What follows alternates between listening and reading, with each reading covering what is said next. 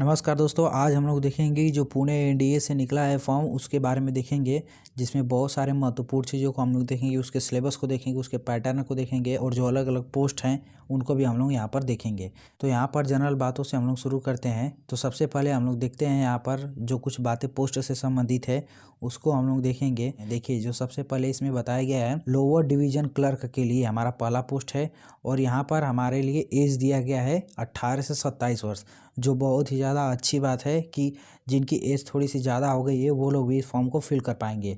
इसमें 12 का क्लास दिया गया है, जो भी 12 पास स्टूडेंट है वो भी भर सकते हैं किसी भी मान्यता प्राप्त यूनिवर्सिटी से या स्कूल से। और उसके बाद यहाँ पर एक स्किल टेस्ट होगा इसमें, जो 35 वर्ड प्रति मिनट इनको अपना टाइपिंग स्पीड रखना होगा। फिलहाल इसमें कोई भी ऐसा मार्कशीट आपसे नहीं मांगा गया है कि आप टाइपिंग स्पीड का इसमें मार्कशीट दे ही दीजिए। जिसके पास मार्कशीट नहीं है वो भी फॉर्म को अप्लाई कर सकते हैं और बाद में जब स्किल टेस्ट होगा तब तक वो अपना प्रैक्टिस करें और टाइपिंग को सीख सकते हैं। पेंटर को देखते हैं तो पेंटर का जो एज है यहाँ पर 18 से 25 वर्ष रखा गया है और इसमें जो दूसरी बात कही गई है कि आपके पास 12 का मार्कशीट होना चाहिए। कंपलसरी है, 12 का मार्कशीट होना ही चाहिए और साथ ही आपके पास 2 ईयर्स का एक्सपीरियंस होना चाहिए। यदि आपके पास एक्सपीरियंस नहीं है पेंटिंग करने में 2 वर्ष का, कोई बात नहीं, लेकिन आपका पास वो होना चाहिए जो ITI का मार्कशीट होता है। पेंटर से एक ट्रेड होता है, आपको वो रहना ही चाहिए। इसके बाद यहाँ पर देखिए जो ढारू घाट मैन के लिए है, यहाँ पर दिया गया है 18 से 27 ईयर्स आपके लिए एज होना चाहिए ढारू घाट मैन के लिए। इसमें भी 12 पास की बातें कही गई हैं कि 12 पास आप हैं तो उस चीज़ को भर सकते हैं। और इसमें भी या फिर डिप्लोमा भी साथ में आपके पास होना चाहिए ढारू घाट मैन में। और डिप्लोमा नहीं तो कोई बात नहीं, आपके पास ITI पास होना चाहिए ढारू घाट मैन का सर्टिफिकेट से और 2 वर्ष का एक्सपीरियंस होना चाहिए यदि आप ITI का सर्टिफिकेट लगाते हैं तो। अब देखते हैं अपने चौथे वाले पोस्ट को। यहाँ पर लिखा गया है civil motor driver. Civil motor जो ड्राइवर है यहाँ पर देख सकते हैं, और इसके लिए एज आपसे मांगा गया है 18 से 27 वर्ष के बीच में यदि आप हैं और आपके पास ये सब क्राइटेरिया कंप्लीट हैं तो आप इसको भर सकते हैं। क्राइटेरिया ये है कि 12 पास तो होना ही चाहिए, प्लस आपके पास जो सिविल ड्राइवर का है वो भी लाइसेंस होना चाहिए, वो भी हैवी व्हीकल्स का लाइसेंस आपके पास होना चाहिए। 2 वर्ष का एक्सपीरियंस होना चाहिए। इसमें या वाला कोई भी बात नहीं है कि जैसे वहाँ पर ITI नहीं था तो आपके पास एक्सपीरियंस होना चाहिए, तो इसमें कुछ नहीं है। 3 बातें हैं जो तीनों आपके पास होना ही चाहिए। 5वें वाले पोस्ट में कहा गया है हमसे कि 18 से 25 वर्ष तक आपका एज होना चाहिए और 12 का सर्टिफिकेट आपके पास होना चाहिए और 2 वर्ष का एक्सपीरियंस आपके पास होना चाहिए। ये दोनों चीज़ आपके पास कंफर्म होना चाहिए।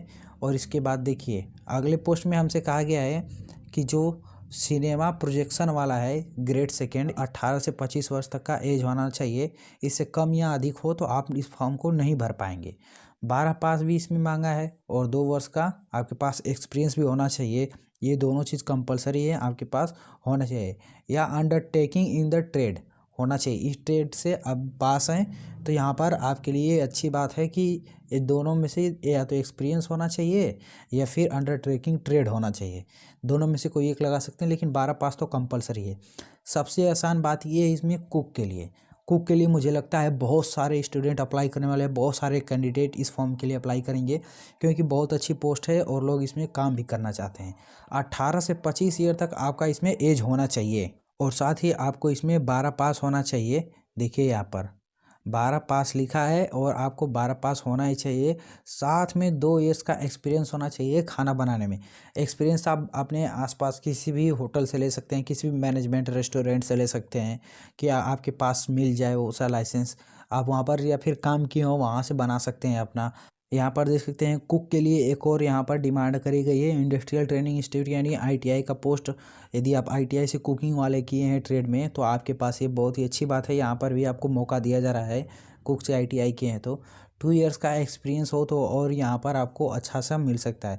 अंडरटेकिंग इन ट्रेड होना चाहिए आपको। और साथ ही देखिए ब्लैक स्मिथ में कहा है आपसे 18 से 25 ईयर तक आपका एज होना चाहिए। इनके बीच वाले एज के ही स्टूडेंट कैंडिडेट अप्लाई कर सकते हैं। 12 पास इसमें कंपलसरी है या फिर 12 पास नहीं है तो आप किसी भी मान्यता प्राप्त यूनिवर्सिटी से इन्वॉल्वेंट होना चाहिए। ठीक है, यहाँ पर ये बात। और 2 ईयर्स का एक्सपीरियंस ये तो भाई इसमें कंपलसरी कर दिया या फिर अंडरटेकिंग इन ट्रेड।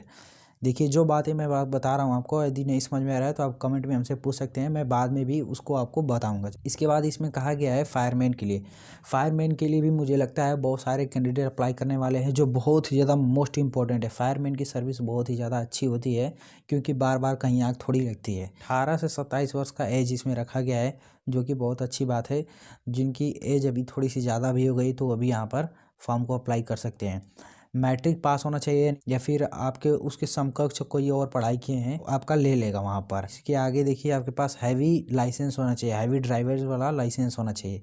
इसमें और जो बातें बताई गई हैं देखिए, डिस्क्राइबल की गई हैं और सारी बातें। यहाँ पर कहा गया है 1 ईयर का एक्सपीरियंस आपके पास होना चाहिए, 1 ईयर का एक्सपीरियंस होना चाहिए। प्लस में फिर जो फिजिकल एजिबिलिटी है ये बहुत ही ज़्यादा इंपॉर्टेंट है, क्योंकि फायरमैन का बहुत सारे फॉर्म निकलते हैं, लेकिन उसके लिए अलग से बातें बता दी गई होती हैं। बिहार में भी निकला हो या फिर यूपी में किसी भी स्टेट में निकला हो, आपके लिए उसमें अलग से बातें बता दी जाती हैं। देखिए यहाँ पर भी बताई गई हैं कि आपका जो हाइट है 165 होना चाहिए बिना जूता पहने हुए। यहाँ पर लिखा है हाइट विदाउट शूज 165 सेमी, तो बिना जूता पहने हुए आपकी हाइट उतना होना चाहिए। और प्लस यहाँ पर एक और बात है, यदि आप SC ST से हैं तो आपको 2.5 सेंटीमीटर का छूट मिल जाता है। SC ST को यहाँ पर 2.5 सेंटीमीटर का छूट मिल जाता है।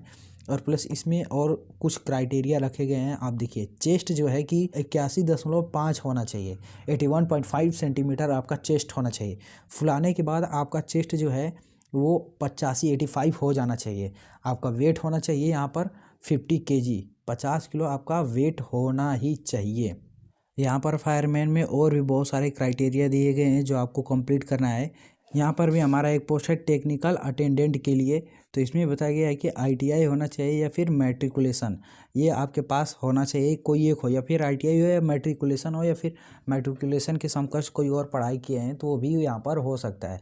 जैसे ITI को कहीं कहीं पर मान लिया जाता है कि ये 10 पास के बच्चे हैं, तो इसी तरह बराबर कि उसके समकक्ष कोई और आपके पास डिग्री है तो उसमें काम चल सकता है। उसके बाद देखते हैं अपने अलग पोस्ट को, जो हमारा अगला पोस्ट है यहाँ पर हमारा एक पोस्ट दिया गया है technical attendant cycle repair. Cycle repair मतलब आप समझ रहे हैं ना, साइकिल बनाना है। यहाँ पर साइकिल बनाने के लिए काम दिया गया है। 18 से 25 ईयर का आपका एज होना चाहिए। साइकिल रिपेयर में आपको ITI करना पड़ेगा। ITI पास हैं तो ठीक, अच्छी बात है। साइकिल रिपेयर में ITI किए हैं तो, या फिर उसमें आप नहीं किए हैं तो 10 पास होना चाहिए किसी भी मान्यता प्राप्त बोर्ड में, या फिर आपको 1 साल का एक्सपीरियंस होना चाहिए साइकिल बनाने का।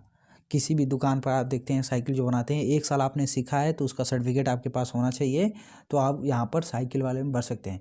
यदि आपके पास है नहीं है तो आप कुछ दिन काम करिए, 1-2 महीना काम करिए, सीख लीजिए, क्योंकि बहुत कम ही लोग इसको भरेंगे। जबकि ये सबसे अच्छी पोस्ट है। साइकिल में कितना बिगड़ता है और कितना बनता है आपको भी पता है, तो ये अच्छी पोस्ट है। यदि आप भर सकते हैं तो इसको ज़रूर से भरिए। इसके बाद देखते हैं जो सबसे मेन यहाँ पर चीज़ें हैं और जो जिसके लिए सबसे ज़्यादा लड़के लोग अप्लाई करने वाले हैं, उस पोस्ट का यहाँ पर नाम है मल्टीटास्किंग स्टाफ। MTS का पोस्ट है, और इसके लिए MTS के लिए 18 से 25 ईयर्स का एज होना चाहिए, मैट्रिकुलेशन पास होना चाहिए यहाँ पर, या फिर उसके समकक्ष कोई आपके पास डिग्री है तो भी आप उसे लगा सकते हैं। और इसमें जो अलग जानकारी मैं आपको यहाँ पर बता दूं कि जो भी मैंने अब तक आपको फॉर्म बताए हैं, जितने भी पोस्ट बताए हैं, इन सब के लिए यदि आप वहाँ पर SC ST हैं तो आपको 5 साल की छूट मिलने वाली है। जैसे किसी फॉर्म के लिए 18 से 25 ईयर्स की एज रखी गई है और आप SC ST हैं और आपकी एज हो गई है 30 वर्ष, तो आपको यहाँ पर 5 साल का छूट मिलेगा। SC ST 30 वर्ष के होने के बावजूद भी इस फॉर्म को भर सकते हैं। एज रिलैक्सेशन के बाद देखिए कुछ और बहुत सारी इसमें महत्वपूर्ण बातें दी गई हैं, जिसके बारे में हम आपसे बात करते हैं। देखिए एक सर्विसमैन जो यहाँ पर हैं उनको यहाँ पर बहुत सारा बेनिफिट मिलने वाला है। जो एक सर्विसमैन है, रिटायर्ड हैं, उनको यहाँ पर बहुत ही सारे छूट मिलने वाले हैं। यदि वो एक सर्विसमैन है तो ये फॉर्म को ज़रूर अप्लाई करें। जो 4 साल वाली वैकेंसी आई थी वो लोग भी इसमें अप्लाई कर सकते हैं यदि ये वो रिटायर्ड हो चुके हैं, क्योंकि बहुत सारे लड़के तो बहुत ही पहले से अपना अप्लाई कर चुके हैं। फॉर्म रिजेक्शन, यदि आप फॉर्म को सही से फिल नहीं कर सकते हैं तो रिजेक्ट हो सकता है। रिजेक्शन के लिए मैं अलग से वीडियो बनाऊंगा, क्योंकि रिजेक्शन की बहुत सारे इसमें प्रोसेस दिए गए हैं कि इन कारणों से फॉर्म रिजेक्ट हो जा सकता है यहाँ पर। तो रिजेक्शन का अलग वीडियो पाने के लिए हमारे यूट्यूब चैनल को सब्सक्राइब करिए, बेल आइकन को जरूर प्रेस करिए। नोटिफिकेशन आपके पास आएगा तभी आप जान पाएंगे कि किस कारणों से फॉर्म को रिजेक्ट किया जा सकता है। सिलेबस देखिए, जो रीजनिंग के बारे में सिलेबस यहाँ पर बताया गया है वो नॉन वर्बल रीजनिंग पूछे जाएंगे। यहाँ पर पूरी तरीके से डिफाइन नहीं किया गया है, सिर्फ रीजनिंग के बारे में लिख दिया गया है कि नॉन वर्बल। हम लोग पिछले क्वेश्चन जो यहाँ पर आए थे एग्जाम में, पिछले एग्जाम में, उनको निकालेंगे और पूरी तरह उसे एनालिसिस करेंगे, देखेंगे और देखेंगे वहाँ पर क्या क्या मेन चीज़ें पूछे जाने वाले हैं। तो वो मैंने आपको अगली वीडियो में ज़रूर बताऊँगा क्या क्या मेन टॉपिक हैं। देखिए, सब्जेक्ट आपके होंगे इंग्लिश, मैथ, साइंस और एक्सेट्रा क्वेश्चन पूछे जा सकते हैं। जनरल सामान्य ज्ञान में देख सकते हैं। और जो क्वेश्चन आपसे पूछे जाएंगे वो ऑप्शनल होंगे। जैसे यहाँ पर एक क्वेश्चन दिए जाएंगे, option A, B, C, D, इस तरीके से क्वेश्चन पूछे जाएंगे, सारे ऑप्शनल होंगे। इसके बाद जो क्वेश्चन आपके यहाँ पर होंगे वो इंग्लिश और हिंदी दोनों बाइलिंगुअल लैंग्वेज में होगा। इसके बाद जो क्वेश्चन आपसे पूछे जाएंगे वो बाइलिंगुअल लैंग्वेज में, मतलब हिंदी और इंग्लिश दोनों क्वेश्चन पूछे जाएंगे दोनों भाषा में। जबकि इंग्लिश का जो क्वेश्चन होगा वो सिर्फ इंग्लिश ही भाषा में रहेगा, वहाँ पर हिंदी का कोई चांस ही नहीं है। इंग्लिश में एक टॉपिक मैं आपको यहाँ बता देता हूँ। जैसे एक पैराग्राफ दे दिया जाता है, यहाँ पर ऐसे पैराग्राफ एक आ गया, तो पैराग्राफ के बाद यहाँ पर आपसे 2-3 क्वेश्चन पूछ दिए जाते हैं, तो उसकी भी तैयारी आप करिएगा अच्छे से। स्किल टेस्ट आपसे होगा आपके जो ज्वाइन आप जिस पोस्ट के लिए अप्लाई किए हैं उसके हिसाब से। देखिए, जैसे फायरमैन के लिए फ़िजिकल आपको मैंने बताया था 81 आपका चेस्ट होना चाहिए, फुलाकर 85 होना चाहिए। तो यहाँ पर इस बातों को भी ध्यान रखिएगा। रनिंग आपका होना चाहिए, हाइट होना चाहिए। तो कुछ बातें आप लोग इसको याद रखिएगा। इसका जो कि सिलेक्शन प्रोसेस उतना हार्ड नहीं है, लेकिन लड़के जो है कि एनडीए का नाम सुनकर ही तुरंत डरने लगते हैं। तो आप डरने की यहाँ पर कोई बात नहीं है, उतनी हार्ड इसकी सिलेबस है नहीं। जो भी आगे ज़रूरी बातें होंगी मैं आपको ज़रूर अपनी वीडियो के माध्यम से बताता जाऊँगा। और आपको इसमें कुछ और बातें जाननी होगी, नहीं समझ में आया है तो मैं आपको बताऊँगा। मेरे अगले वीडियो में आपको सिलेबस का एक एक चीज़, एक एक पॉइंट समझ में आएगा। उसमें मैं सिलेबस को पूरी तरह डिफाइन कर दूंगा। जैसे कि आप यहाँ पर देख रहे हैं कि यहाँ पर सिलेबस में डायरेक्ट बस लिख दिया है रीजनिंग, यहाँ पर लिख दिया है नॉन वर्बल रीजनिंग के बारे में, जनरल इंटेलिजेंस के बारे में लिख दिया है। तो ऐसा नहीं होगा, मैं रीजनिंग के यहाँ पर ऐसे रीजनिंग लिखाएगा और उन सब के बारे में एक एक चीज़ बताऊंगा कि रीजनिंग में क्या क्या पूछे जाने वाले हैं, क्या पूछ सकता है।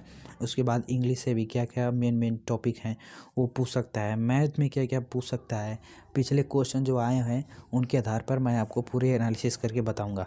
तो यहाँ पर और भी बहुत सारी जानकारियाँ हैं जो मैं आपको अगली वीडियो में बताऊंगा। और जो आपको नहीं समझ आता है डेफिनेटली आप हमसे कमेंट करके पूछेंगे, मैं आपको ज़रूर बताऊंगा। ऐसे ही और महत्वपूर्ण जानकारी पाने के लिए हमारे यूट्यूब चैनल को सब्सक्राइब करें और बेल आइकन को प्रेस करें। नोटिफिकेशन को ज़रूर ऑन कर लें, क्योंकि जब भी मैं ऐसे वीडियो अपलोड करूँगा इसके सिलेबस के या फिर इससे संबंधित और वीडियो डालूंगा तो आपके पास मिल जाए। इसकी फुल तैयारी मैं यहाँ पर अपने यूट्यूब चैनल पर कराऊंगा, जिसकी सिलेबस आपको मिलते जाएंगे और एक एक टॉपिक जो मैं पढ़ाता जाऊँगा, प्रैक्टिस करवाता जाऊँगा, वो भी आपके पास आएंगे। तो पूरी तैयारी करने के लिए आप हमारे यूट्यूब चैनल को ज़रूर सब्सक्राइब करें। मिलते हैं अगले वीडियो में, तब तक के लिए जय हिंद।